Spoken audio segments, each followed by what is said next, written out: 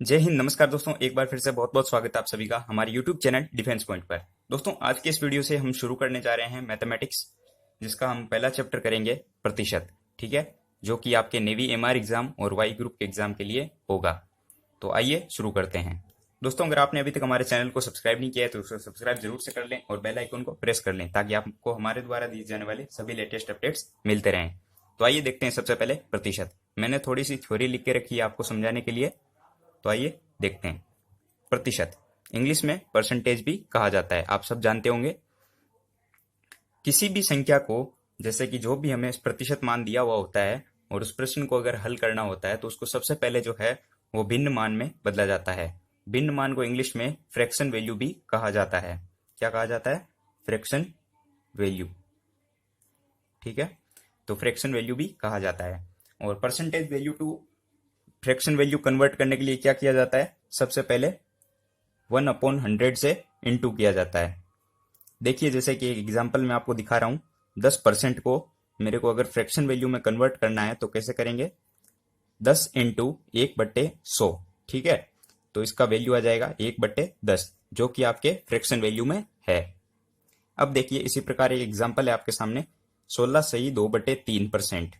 इसको अगर मैं फ्रैक्शन वैल्यू में कन्वर्ट करूंगा तो कैसे करूंगा? देखिए, 16 इंटू 3 48 और 2 50/3। ठीक है, तो 50/3 को मैं अब 1/100 से इंटू करूंगा, तो 50 इंटू 2 और ये इसको गुणा करूंगा तो 1/6 आ जाएगा। ठीक है, अब देखिए एक प्रश्न छोटा सा लेते हैं कि 10% और 10% का समतुल्य बटा ज्ञात करो। अब बात करते हैं कि समतुल्य बटा होता क्या है। समतुल्य बटा यानी कि इक्विवेलेंट डिस्काउंट। अगर आपको कोई बोल दे कि आपको इस दो संख्या दी गई है और 2 परसेंटेज वैल्यू अगर दिया हुआ है तो आपको उसका समतुल्य बटा ज्ञात करना है, तो कैसे करेंगे? देखिए, इसमें हम जो है वो किसी भी प्रकार का फॉर्मूला कोई यूज नहीं करेंगे, एकदम बेसिक से करेंगे। देखिए कैसे करते हैं। सबसे पहले आपको क्या करना है कि जो भी आपको परसेंटेज वैल्यू दी हुई होती है उसको फ्रैक्शन वैल्यू में कन्वर्ट करना है। तो मेरे को दी गई है यहाँ पे 10% और 10%, दोनों वैल्यू आपको 10% और 10% दी गई है, तो इनको आप लिख लेंगे। इसके बाद इनको फ्रैक्शन वैल्यू में कन्वर्ट करेंगे। जैसा कि आपको पता है कि 10% का फ्रैक्शन वैल्यू में ऊपर भी आपको मैंने बताया है 1/10 होता है मान, तो ये लिख लेंगे 1/10। अब देखिए आगे क्या करना होता है।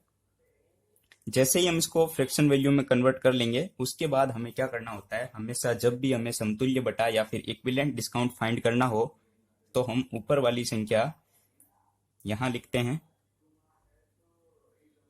और इसमें से एक हमेशा घटा करके लिखेंगे। ठीक है, तो 10 में से एक अगर घटाया तो कितना आ गया?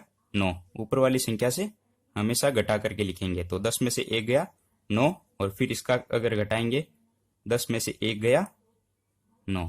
ठीक है, अब देखिए इसको इससे गुणा करेंगे और इसको इससे गुणा कर देंगे। ठीक है, तो देखिए 10 को अगर 10 से मैं गुणा करूं तो मेरी वैल्यू आ जाएगी 100 यानी कि 100, और अगर मैं इसको इससे गुणा करूं तो आएगी 81 यानी कि 81।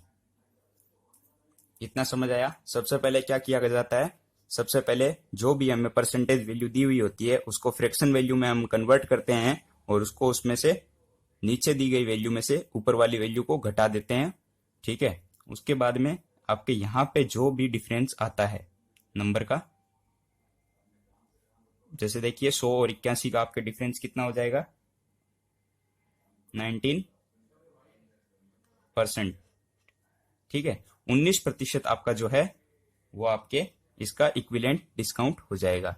इसके लिए हम किसी भी प्रकार का फॉर्मूला यूज नहीं किए हैं, m+n/100 वाला या फिर कोई भी दूसरा। इसको हमने बेसिक से सोल्व किया है। आपको सबसे पहले जो भी परसेंटेज वैल्यू दी हुई होती है उसको फ्रैक्शन वैल्यू में कन्वर्ट कीजिए। उसके बाद में जो भी आपकी जो फ्रैक्शन वैल्यू आती है नीचे वाली को उसमें से घटा दीजिए। और आपको एक चीज का हमेशा ध्यान रखिएगा कि यहाँ पे आपको 100 हमेशा बनाना होता है। ठीक है, जैसे कि यहाँ पे तो 100 हो गया है, एक एग्जाम्पल मैं आपको दिखाता हूँ जहाँ पे आपको 100 बनाना होगा। ठीक है, ये प्रश्न आपको समझ आया होगा। देखिए अगला प्रश्न, इसमें दिया गया है 12.5% 11 सही 1/9% और 10% का समतुल्य बटा ज्ञात करो, यानी कि इक्विवेलेंट डिस्काउंट फाइंड करो। तो अब देखिए 12.5% को मैं सबसे पहले फ्रैक्शन वैल्यू में कन्वर्ट करूंगा। 12.5% का फ्रैक्शन वैल्यू में अगर कन्वर्ट करेंगे तो क्या आएगा, 1/8। कैसे हुआ, 12 दूने 24 और एक 25/2 इंटू 1/100। समझ आया? इसको आप करके देख सकते हैं, मैंने आपको बताया कि कैसे निकालना है। अगला देखिए 11 सही 1/9%। इसको अगर हम फ्रैक्शन वैल्यू में कन्वर्ट करेंगे तो हमारा मान आएगा 1/9 और अगला है 10%। इसको अगर हम फ्रैक्शन वैल्यू में कन्वर्ट करेंगे तो आपको सबको पता है 1/10। अब देखिए मैंने आपको बताया कि ऊपर वाली संख्या को घटा देना है, तो नीचे 8 दिया गया है तो इसमें से मैं 1 घटा दूंगा 7। फिर यहाँ पे नीचे 9 दिया गया है और ऊपर 1 घटा दूंगा तो 8। फिर यहाँ पे 10 दिया गया है तो ऊपर वाली को 1 घटा दूंगा तो 9। ठीक है, अब देखिए जो भी मान आपसे कट रहे हैं यहाँ पे उसको काट दीजिए। जैसे कि 8 से 8 कट रहा है और 9 से 9 कट रहा है। ठीक है, अब आपको मैंने क्या बताया था कि यहाँ पे हमें 100 बनाना होता है हमेशा, लेकिन यहाँ पे तो 10 है और यहाँ पे 7 है तो ये तो 100 है नहीं। तो इसको हम 100 बनाने के लिए क्या करेंगे, इंटू 10 कर देंगे इधर और इधर। तो देखिए 10 इंटू 10 कितना हो गया, 100, और इधर 10 इंटू 7 70। और मैंने आपको क्या बताया कि इन दोनों का डिफरेंस जो आपके होता है वही आपका इक्विवेलेंट डिस्काउंट होता है। तो वैल्यू कितनी आ गई, 30%। आई होप आपको सबको समझ आया होगा कि इक्विवेलेंट डिस्काउंट कैसे निकाला जाता है, यानी कि आपके समतुल्य बटा को कैसे निकाला जाता है। अब इसके बाद आपका शायद कोई डाउट नहीं रहेगा और आपने इक्विवेलेंट डिस्काउंट फाइंड करना सीख लिया होगा। ये प्रश्न आपके लिए नहीं आते हैं लेकिन बेसिक समझना जरूरी था। अब देखिए कि प्रश्न कैसे बनते हैं। तो टाइप फर्स्ट की अगर शुरुआत करें प्रतिशत से, तो टाइप फर्स्ट में देखिए नगर और जनसंख्या पर आधारित आपके प्रश्न पूछे जाते हैं। तो इस प्रकार के प्रश्नों को कैसे हल किया जाता है वो आज हम इस वीडियो में सीखेंगे। देखिए प्रश्न में कहा गया है कि किसी शहर की जनसंख्या लगातार 3 वर्षों से 20% की दर से बढ़ जाती है। ठीक है, यानी कि कोई एक शहर है जिसकी जनसंख्या जो है वो 3 वर्षों से लगातार 20% की दर से बढ़ जाती है। यदि शहर की वर्तमान जनसंख्या 1250 हो, आपको बताया गया है कि शहर की वर्तमान जनसंख्या जो है वो 1250 हो, तो 3 वर्ष के बाद में जनसंख्या क्या होगी। ठीक है, इस प्रकार के प्रश्न को देखिए कैसे हल करते हैं। आपको सबसे पहले क्या करना होता है कि आपको जो भी परसेंटेज वैल्यू दी हुई होती है, मैंने बताया था ऊपर भी कि जो भी परसेंटेज वैल्यू दी हुई होती है उसको आपको हमेशा फ्रैक्शन वैल्यू में कन्वर्ट करना है। तो यहाँ पे परसेंटेज वैल्यू क्या है, 20%। तो इसको मैं कर लूंगा फ्रैक्शन वैल्यू में कन्वर्ट। तो 20% का आपको सबको पता होगा कि 1/5 होता है। अब देखिए आगे क्या करना होता है।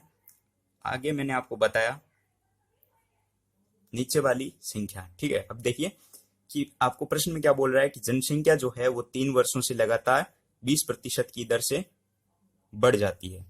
क्या बोला गया है कि बढ़ जाती है, तो मैं मान लूंगा इसको जनसंख्या वर्तमान की।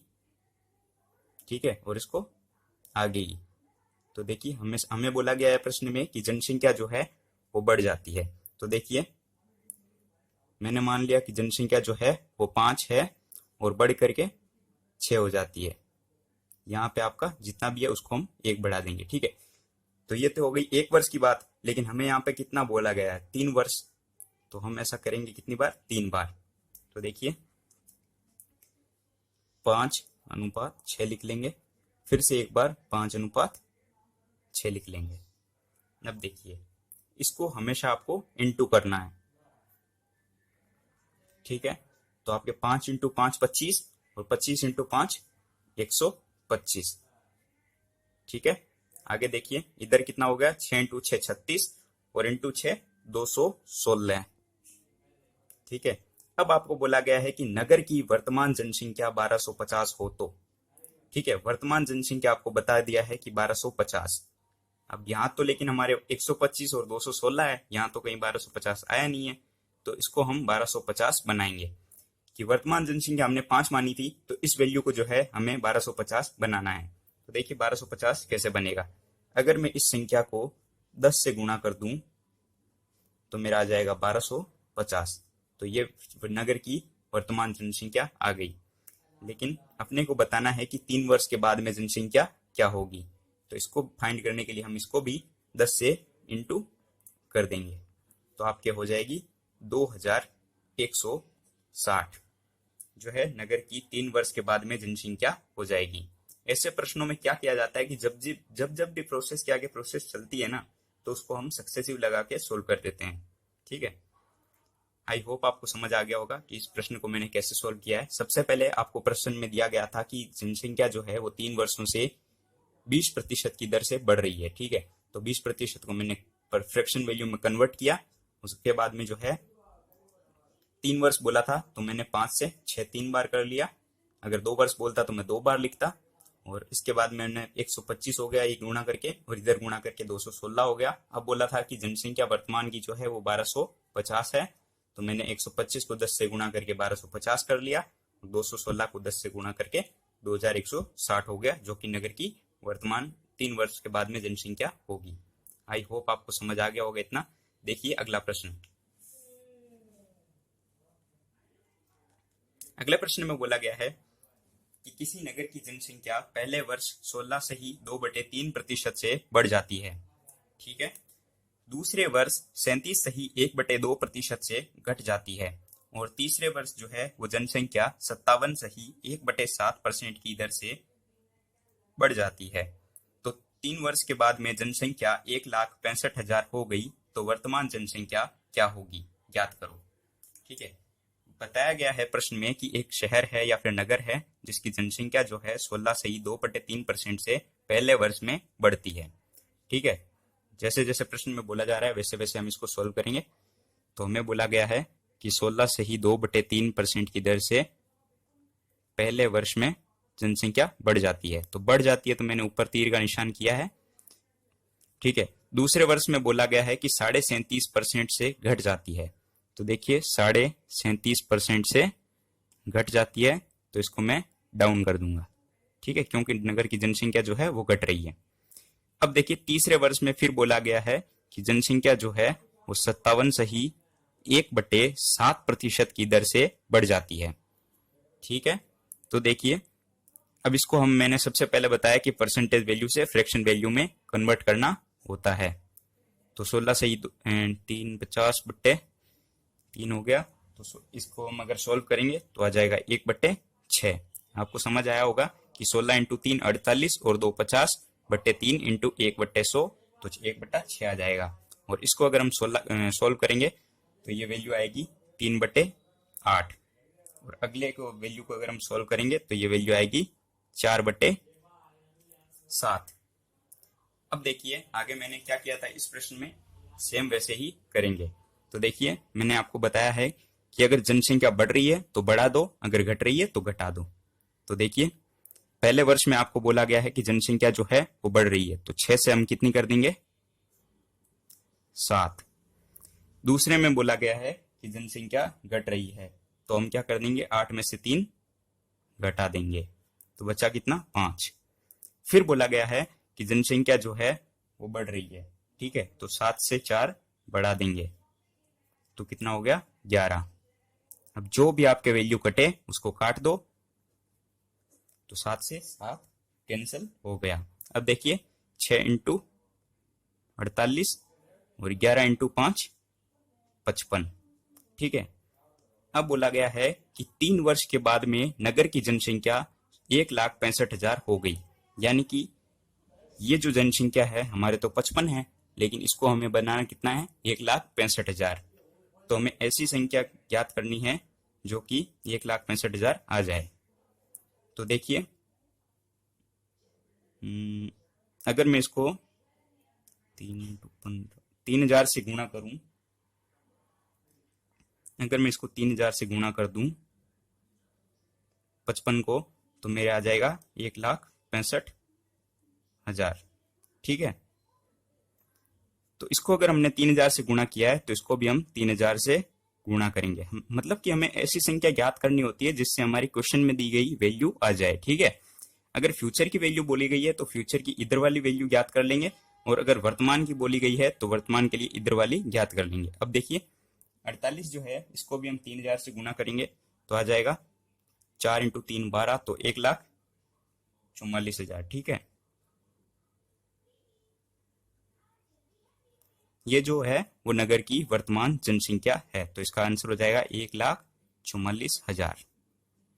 ठीक है, अगला प्रश्न आप लोगों के लिए है, सॉल्व कीजिएगा कि एक सोसाइटी में वर्तमान में कुल 960 लोग रहते हैं, लेकिन बाद में पहले वर्ष लोगों की संख्या 12.5% से बढ़ती है और दूसरे वर्ष 10% से जनसंख्या घट जाती है, तो 2 वर्ष के बाद में जनसंख्या क्या होगी। इस प्रश्न को आप लोग सॉल्व कीजिएगा और टेलीग्राम ग्रुप पे हमें कमेंट करके बताइएगा कि आपका इसका जो है वो आंसर क्या आ रहा है। ठीक है, मिलते हैं अगले वीडियो में, तब तक के लिए जय हिंद।